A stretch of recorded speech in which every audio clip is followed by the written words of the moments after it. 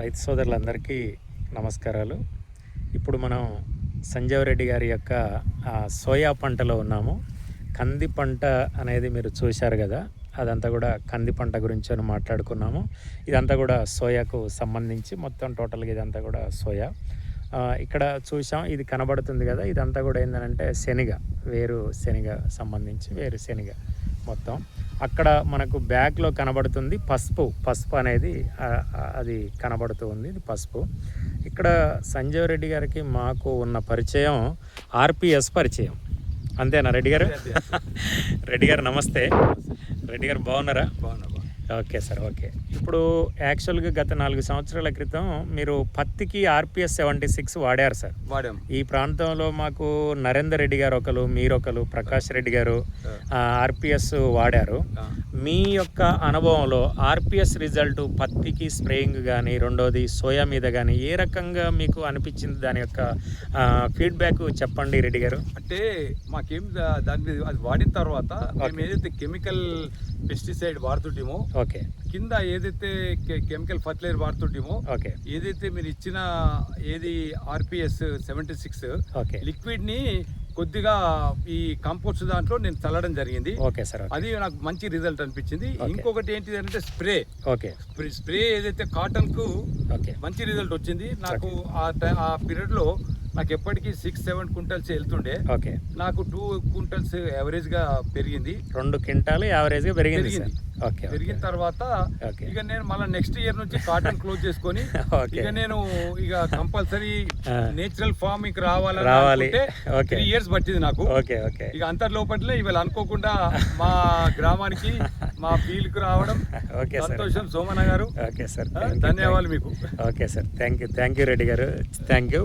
ఈరోజు nature farming కు చేస్తున్న వాళ్ళందరికీ కూడా ఒక వేదిక ఫస్ట్ ముందు, అంటే అన్నీ అనుకూలంగా ఉండవు కాబట్టి వాళ్లకు ఆర్పిఎస్ 76 అనేది ఫస్ట్ స్టార్టింగ్లో ఒక వేదిక అనేది అయితే నేను 100% చెప్తూ ఉన్నాను. ఈ 4 రాష్ట్రాలలో రైతులందరూ కూడా చాలా హ్యాపీగా ఫీల్ అవుతున్నారు. ఇప్పుడు రెడ్డి గారు కూడా చూశారు కదా, రెడ్డి గారి యొక్క అంటే అసలు సోమన్ ఎవరో తెలియదు, రెడ్డి గారు ఎవరో తెలియదు. నేను ఖమ్మంలో ఉంటా, రెడ్డి గారు ఆదిలాబాద్లో ఉంటాడు. దాదాపు 50 లీటర్లు ఎట్ ఏ టైము ఆర్డర్ పెట్టుకొని వాడారనంటే ఎంత మంచి కాన్ఫిడెన్స్ ఆ ప్రోడక్ట్ మీద ఉండాలి.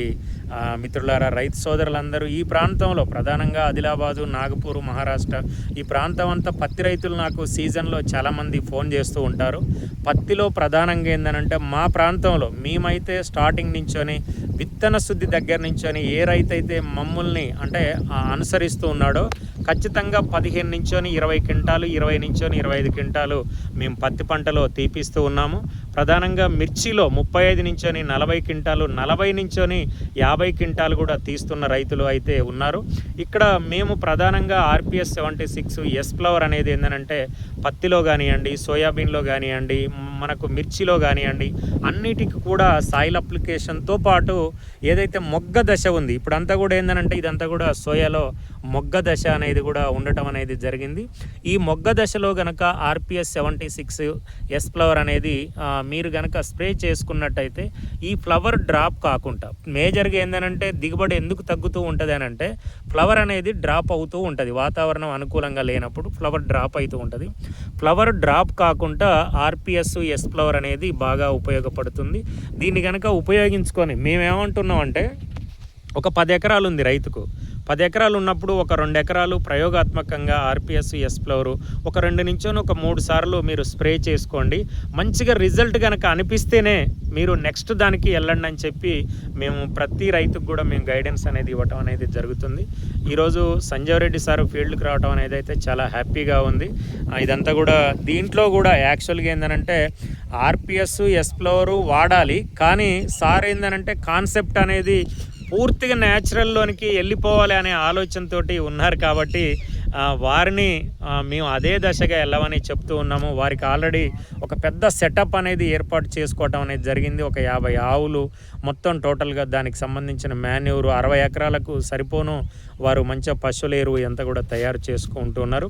కాబట్టి అలాంటి రైతులకు ఎలాంటి కూడా బయట కొనవలసిన అవసరం అనేది రానియదు. కాబట్టి ఎవరైతే కెమికల్ వాడుతున్న రైతులు ఉన్నారో రెడ్డి గారు చెప్పినట్టుగా ఖచ్చితంగా ఆర్పిఎస్ ఎస్ప్లవర్ అనేది వాడండి. ఈ ప్రాంతంలో మంచి దిగుబడులు అనేది తీసుకోవడానికి మా సపోర్ట్ అనేది తీసుకోండి. నమస్తే అండి రెడ్డి గారు. Okay right.